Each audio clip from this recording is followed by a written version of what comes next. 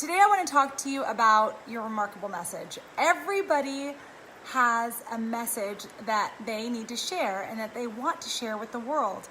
But some of us get caught up in sharing it in the wrong places or focusing our time in the wrong areas, and I know I've been there. So today I wanted to come on and continuing with this series about YouTube and all of the things I'm going to be putting up in the next few weeks about that on YouTube. Exactly.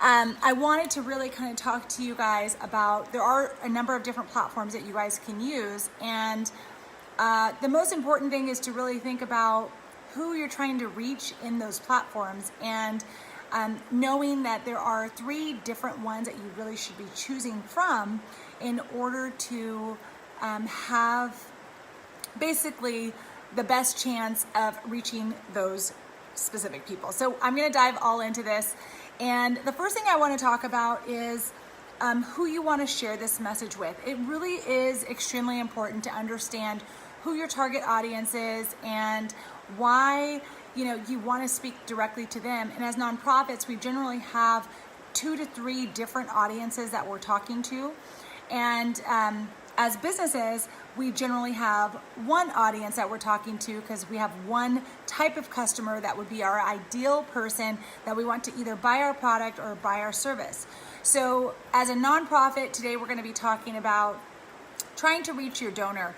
These are all tasks that when you're spending a lot of time on social media or on any sort of online platform, and you want to start really building up your donor base and the people that you can ask, you want to start looking, everyone as a business, you want to really focus on those money related tasks that are going to really allow you to catapult your business as you grow, help you truly grow your business.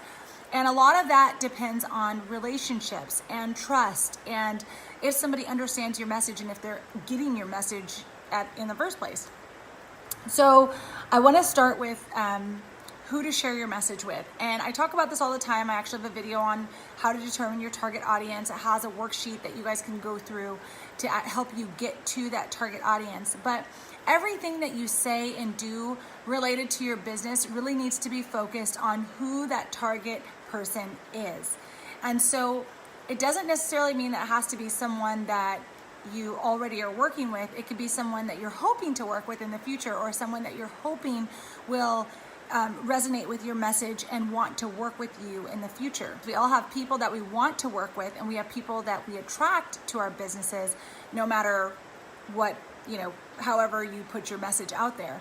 But if you don't know exactly what you're trying to say for your message, it's going to be really hard to resonate with those people if you don't understand them as well, because you are talking to your specific target market, and you will attract other types of people to your business. So there are 3 different platforms that you guys really should focus your energy on. So yes, social media, like I always say, is a great place to be, but it's not the place to really focus your efforts, because you do something and people can't really find you again, and you can't find them again. So I talked about that in my last video about building a community, but the reason I wanted to talk to you guys today about the 3 different types of media that you really should focus your message on and how to share it is because there are 3 places that will really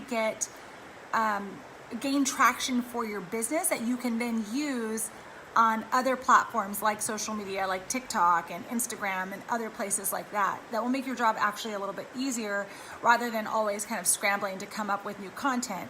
So Jaquisa, like I said earlier, I said that if teens are your actual target market and they're going to be the ones that are your donors, then that would be the market that you're looking for. If you're looking to just keep them engaged, then TikTok is a good place. And I hope that you could find a way to make it pretty easy for you to create on TikTok. But when I'm talking about nonprofits and for-profits, like I mentioned in the beginning, I'm really talking about if it's a donor, or if this is somehow a customer that's either going to buy your product or service or donate to your mission. So as nonprofits, we really generally have 2 different target audiences that we focus on, sometimes 3. Like in my organization, I have 3 different target audiences that I focus on. One is teachers, because they help us get the nominations, And one is the donor, and then the third one is the actual person that I help, the families that we help get into extracurriculars. So you really need to break up those three different customers or avatars that you're going to have in your business, because the way that you're going to talk to them and the information that you're going to give them is going to be way different. So in talking about where are they, I just want to make sure, Jaquisa, that if you're talking about your specific donors, I would assume that probably the donors would be adults, maybe moms or grandparents, donors, like who's going to donate to your program, who's going to buy your product or service, who's going to resonate with your message and say, yes, this is the right program for me. I want to give to this program. Because TikTok is great for exactly what you're talking about with teens and helping them do whatever, all the things, all the life skills that you're giving them. So maybe you're going to make a bunch of TikToks and it's going to attract a whole group of people. So your donors are going to be local businesses, entrepreneurs. Okay, that's perfect. So when you're looking for local businesses, entrepreneurs, you guys know, and I don't know if you've ever found this, Jaquisa, but I would go and get that target audience download. I believe it's under the How to Find Your Target Audience video. But that's a really good download to have, and just to walk you through finding your main person. Because what I'm talking about today, you really do have to know who your target customer is. And I say customer, not customers, because it's not plural. This is actually something that you really want to focus on, as far as finding that particular person that's the right age, the right everything that you would want to donate, that you think is most going to resonate with your person. So if it's entrepreneurs, you might choose a successful woman entrepreneur who donates to the community often and supports youth. That might be what you're looking for. So that way when you speak and use that language, you're doing all of those things and talking to that person. So that was my Cliff Notes version on how to find your target customer, but it is extremely important to do. Where do you share right now? Where do people learn about your message right now? Like what platform do you use? Where are you that you are actively sharing your message? Like if all of you could write that down, that'd be amazing, because that would be a good place to start. Is it Instagram? Is it Facebook? Do you have a website? Do you have a blog? Okay, so Christina is on. Hi, Christina. So you're on Instagram and Facebook. Those platforms are pretty much closed off platforms. Those are all actually social platforms, which is good, and it's a great place to create awareness. But what you're missing is that you need to have a search engine. So there are three main places that either the information that you're posting on social media, like Facebook, Instagram, TikTok, all those search platforms, all those social platforms, all that information needs to be able to be found by your potential donor. So you're sharing your message, and that's great, but it's unlikely that they're going to be able to find you unless they have somehow stumbled upon your Instagram or saw one of your posts and like the hashtag that you were using or whatever, and then went and found you and then decided to follow you. If they're not following you, though, they may not see your information, and we want them to find out about your remarkable message and about your remarkable business and the remarkable life that you've set up to help others, right? And if you have monetized your mission, to sell your products there, if you have a business, to sell your services. You want people to find you. And if I'm sure that most of you all on here have found me through YouTube, right? And so what my point is that there are three places that you need to be in addition to whatever social media you're doing. So all social media is considered Facebook, Instagram, TikTok, all of Snapchat, all of those are considered social platforms. They are not search engine platforms. In order for your message to really be heard, you really need to be on a search engine platform. And those three options are, the first one is Google. So using a blog is a great way to get your information out, and that's Google. And video also works on Google, so that's great. And then you guys know that I'm biased towards YouTube, and I really think all of you should have a YouTube channel, but that's just me. And then I also have Pinterest as the last one. So those are the 3 main platforms I would say you need to be on. So whether you decide to start a podcast or a video series, or you're writing on your website, or those are all going to end up on Google. And so you want to make sure that you're choosing one of those 3 ways. Now, the way I break this down is if you're a writer and you're really good at writing, then you might want to consider doing a blog, and maybe not necessarily YouTube, because the blog then can be posted on your website, which then gets cataloged into the Google search. And then also I would use Pinterest with that, so that you can put your blog both on your website and on Pinterest, and they can both be found via those 2 search engines. Google, YouTube, or Pinterest, those are the top 3 search platforms. The reason I always recommend that you guys do YouTube is because YouTube can be used on all 3 of those platforms. But I want you guys to know that there are other ways to also get your message out there. If you're not someone who feels comfortable on camera, or you don't necessarily want to try video, but I will say that video wins like 100% of the time. Yes, Corey, Google, YouTube, Pinterest. In that order are the best search engines. So if you're a good writer, Google, like you're gonna win on Google because you have a search engine. Whether you're doing video or you're doing writing, you should have it on all. If you could do all 3, that would be awesome. And YouTube gives you the ability to be on all 3 of those social platforms. So I've never really given that much attention to Pinterest. It's not really my jam, but I do make sure that I put YouTube up on YouTube, of course, and then I put it on my website, and then I share sometimes to Instagram, and then I share to Facebook, and then I share in the tribe. And so you can use that one piece of content many times. And so that's why I think it's so awesome for people. If you're willing to give it a chance, YouTube is a great way for people to discover your purpose and really understand your message, understand what it is you do. And so my point to you guys is that it's worth a try. Like, even if you make mistakes, and I have made mistakes a ton, and you'll see them, but even if you make mistakes, the point is to just start. The awesome piece of having this quarantine is it gives you a moment to slow down and really assess your business and look at how you can do things better. So even though things slowed down, it gave all of us an opportunity to really reassess the direction we want to go, how we want to present our information, what we want to do, in the future. Do we want to add, blogging, YouTube, Pinterest in? Now, for Pinterest, if you're a writer, you're going to need to just make an image with what you write. So your blog post that you use, you would just create an image. You would take that blog post link and you would add it to Pinterest with that image, and you would post it. And then Pinterest kind of does the rest because it's a search engine, and now you have the ability to be found in search. So the reason I always talk about you guys being on YouTube is because you can use them in so many different ways. And with Facebook, Instagram, even when you're going live and you're putting up stories and you're putting a lot of energy into your social media posts, it's highly unlikely that people that are not already following you are going to be able to find you because they're not searching on a social media platform. When someone is searching for something, they're going to Google because they want to just say, how do I do X, Y, and Z?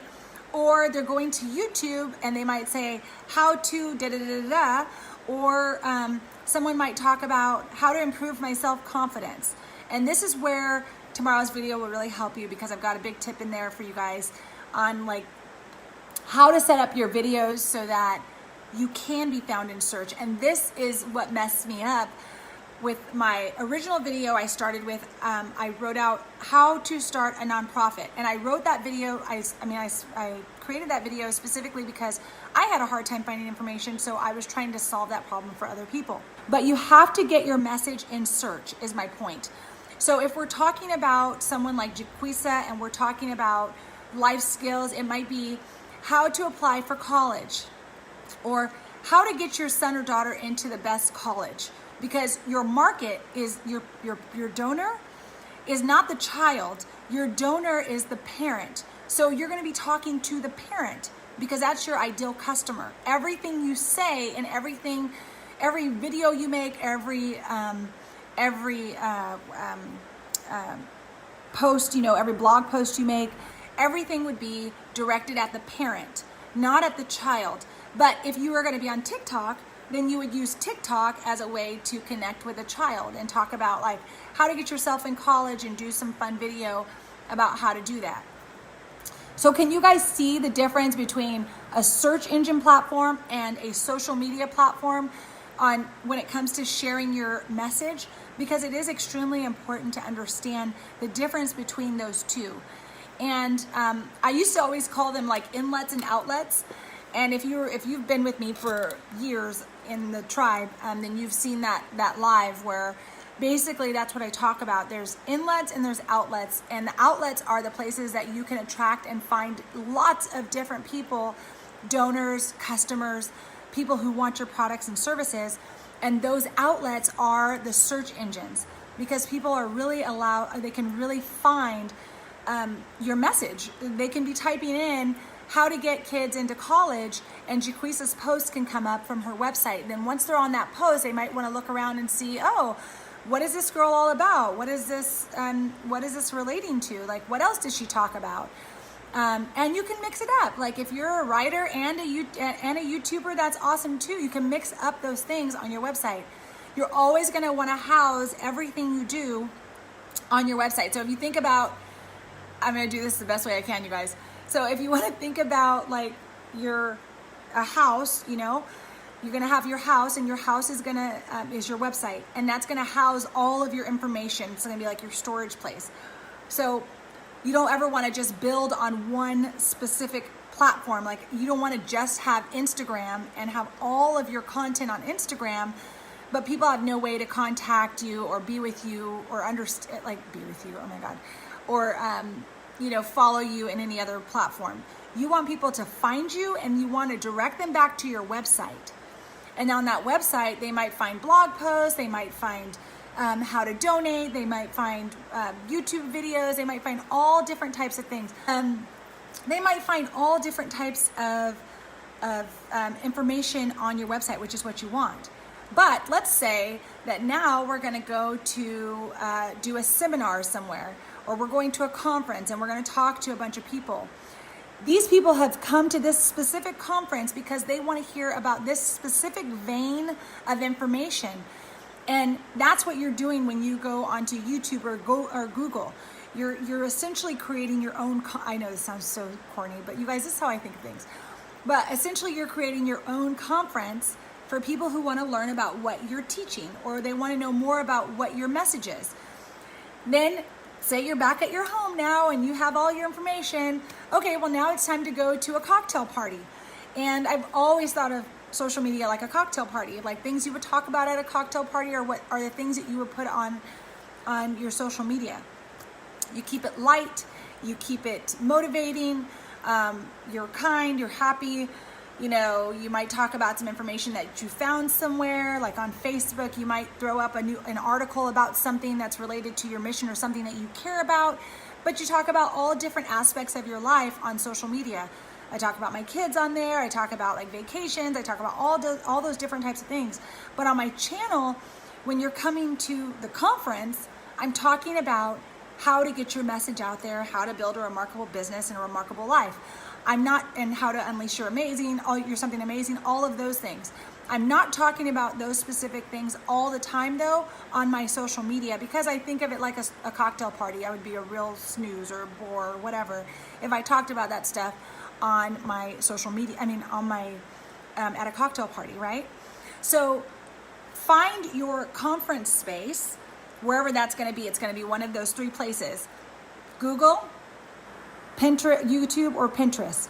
Now, when I say Google, that also includes podcasts. And the reason I don't have podcasts as a search engine is because they are starting a new search engine for podcasts, but it's not it's not known enough yet. So you want to make sure that whatever you're choosing, you just make sure that you have an outlet place to put that. So Christina and I believe Debbie, those of you that have your information on a website, I want you to start putting that out like into a video, make it into a blog post. You can even take like your about information, you can make it into a story and make that your first blog post.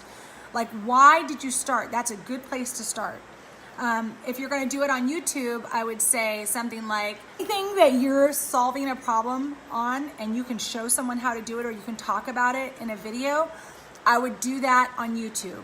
Or, you know, how to help the homeless. Like Debbie, you might start your first video on how you can help the homeless, or how to solve the homeless problem in your city. And you can just talk about how you decided to start your nonprofit and do it in your city or do it in your town. And this is the base of all businesses. We all have a purpose and a reason why we started. And that's why it's so incredible when we actually start to share that message and that message starts to resonate with others. Those are all social platforms that you're posting on, and it's your house, your website. But you need to take that information that you have on your website and you need to put it into a conference area. So you need to make it not a basic page. You want to basically create a blog and optimize it so that people can find it on Google. And then you want to create more series about that. So when you're on TikTok, that's great, and you're focusing on the teenagers on TikTok. And I know there are adults on there, but I'm saying the main demographic for these platforms you can find. There are main or major demographics for each of these platforms. You know, Facebook is like a little bit older now. Instagram is more of like the 35 to 44 age range, mostly women. Like, you can find that type of information online to see if where you're posting your information is the right place for your donors. So you want to be talking to your donors, Dee. So when you are putting this information up on TikTok, you want to ask yourself if your donor population or your target customer as a donor is there.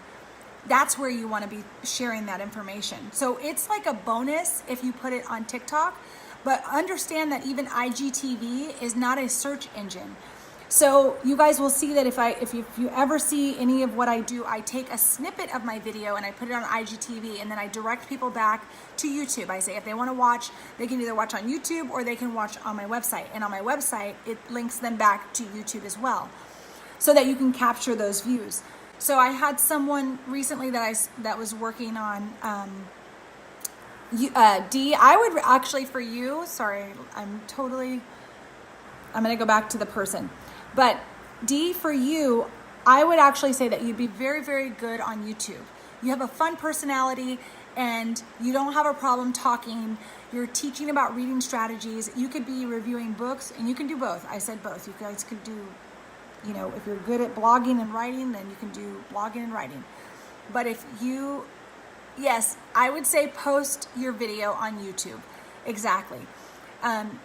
Because you've created the video already, now you just need to create an account on YouTube and then go post it on YouTube so that you can start getting traction in a search engine for that specific thing. So going back to my friend really quick.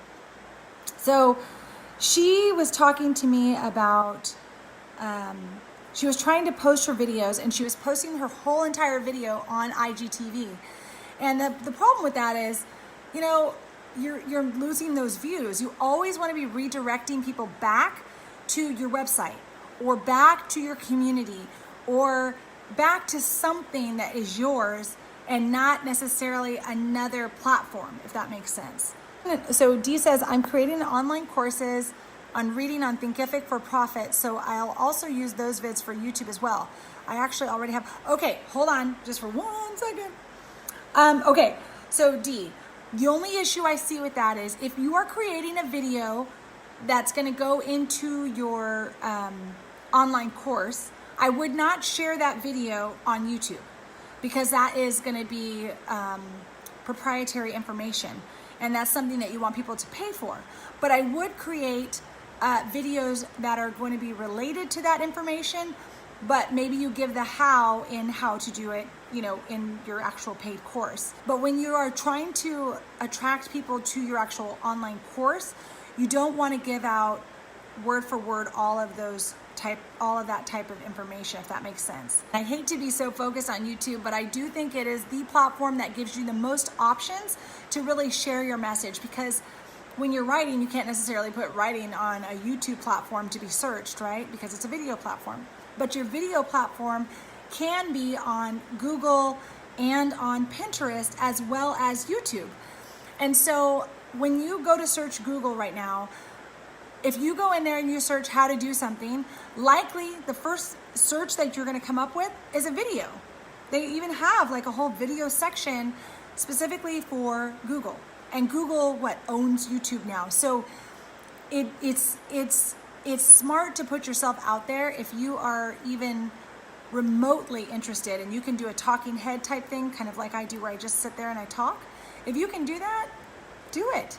I've done videos before and watched it so many times, probably overthinking it, and then I end up, no, don't do that. Oh my God, Christina, if you go back and watch my old videos, they are horrible. They're horrible. Even the How to Start Your Nonprofit video has like horrible music on the back side of it. I mean, on the back of it, like you can hear, it's annoying. I can't even watch the video myself, so it's just annoying. And I've had people tell me in the comments like, hey, if you could just change out that music, it'd be awesome, but I don't know how to take the music out. So the deal is that you just make the videos, you do the best you can on editing with the information that you have, and you move forward. The most important things are truly, I cannot stress this enough. Just watch the video tomorrow. I made so many mistakes on YouTube that I don't want you guys to make. So if I shorten it, it might be a two series thing. It'll be like 5 and 5. But the one I have recorded has 10 mistakes that I made, and I just want you guys to make sure you watch that. So let's see. I would like to start with an intro video and also have it on our website. Absolutely. So what I did was I started with Launchpad. I started the intro video, which was horrible, by the way. I put it on YouTube, but then later on, after I decided like, oh, I don't want this channel to be about that. I want it to be about talking about, business and nonprofits and things like that. Then I took that video down. So remember that you can always take the video down later. It will affect your views. So if you have 100,000 views, 100,100 views, and then you take down one video and that video had 100 views, then it'll go down to 100,000 views, period. You know what I'm saying? So, but that's not the point of starting YouTube. The point of starting YouTube is because it's a search engine. It doesn't matter how many people you reach at the time. Like, I always feel like even if only 100 people are watching my video, I hope that I'm helping that 100. If you're looking at YouTube as far as a for-profit, then yes, you need to be very, very serious, and you need to be focused on, creating all the perfect things. All the mistakes that I made in this video that I'm going to show you guys tomorrow, make sure you don't make those mistakes if you want to make a profit. And I do make a profit from my videos, but it could be exponentially more if I did not make these mistakes at the beginning. And one of the mistakes I did was I created my first video and then I didn't create another video for like a year. I didn't focus on my titles, I didn't focus on my description, I didn't focus on anything. And that went on for like 2 years probably.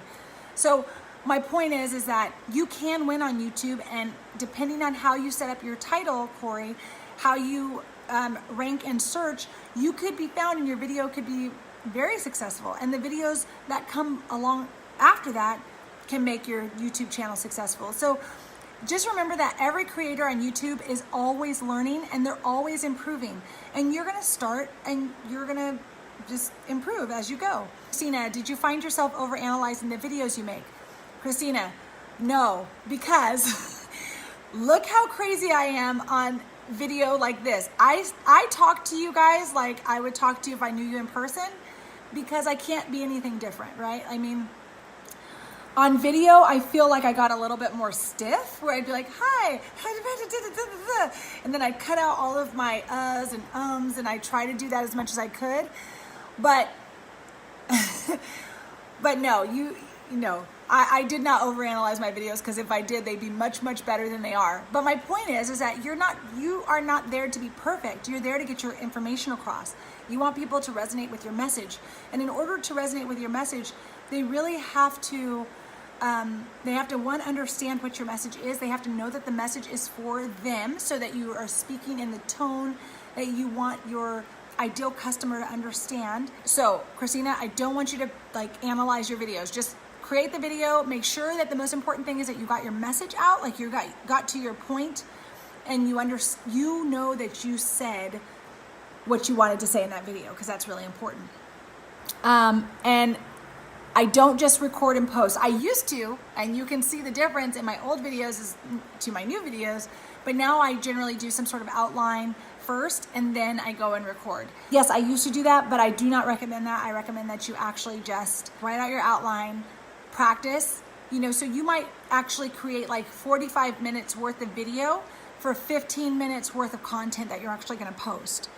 And I know I'm really wordy, so I definitely almost always come out with a ton of content that I'm gonna cut down, and then I put it out to you guys. Okay, so you never thought about Pinterest, Dee? Pinterest is great, but you have to have something to pin. So you need something from a search engine that you're going to pin. So for you, you're from a search engine or from your website.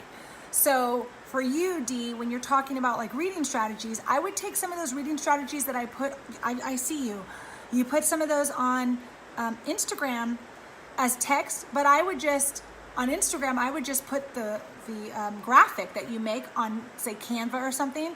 I would just take that graphic of what that website post is going to talk about, that blog post. I can't think of one right now, but say you came up with like the 5 best books to start your child reading, let's just say. Then you put that title and everything into a pretty graphic, because that's what Pinterest is all about. That's what their readers like. And then you take that graphic and you link it to your website, obviously. And then you put that on Instagram if you want just the graphic, and then you tell them you can find more at whatever your website name is, right?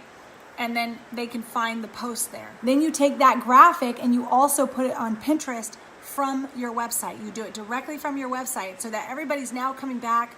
You're directing all the traffic to come back to your website, not to a different platform, if that makes sense. So you're not going to tell them to go from Instagram to Pinterest or Pinterest to Instagram. You're going to tell them to go to your website, because this is something that you actually own. You don't own Pinterest. You don't own, like, I don't own YouTube. I was killing it on YouTube when I first started, and then the algorithm changed and I wasn't paying attention, and I was still doing what I was doing 2 years prior. So my videos were sinking, and they weren't being seen. So you have to be paying attention to what the algorithm is doing, what that particular platform likes. So talking to a camera is weird for me. It's like talking to myself. Yeah. So Dee, that is definitely going to be, yes, that is going to be the deal. And the Christina, it's okay. It's who you are. If I was talking to you at a cocktail party, that's what I would be doing. I'd be doing what I just did. So it's okay to just be yourself. Just be yourself. Don't take yourself too seriously. Remember that a lot of YouTube creators are on there, and that's what sets them apart. Like if you think about like Gary Vee, you think about, there's so many different people on there. I can't even think of the people, but they all have their different personalities, and that's what helps them stand out. Otherwise, we'd just be really boring. So let me see. Talking to a camera. Yeah, so the talking to the camera thing, it is weird, Dee. It just is. So we just have to work through that. But I always think of someone else on the other side of it, and it doesn't bother me. And I've had a lot of practice doing it over and over and over each week. Debbie, I will try Pinterest, did the Google and text. Good job, girl. That's talking about action. And they might take a little bit for you to get Google nonprofits. They might take like maybe a week or two to get back to you. So just keep going with the process. It's a weird process. It's a funky process. But they do give you like $10,000 in ad credits. So it's worth the process, okay? You will find your voice. But I will say this. Before you sit down to actually record your YouTube videos, try not to look at other people.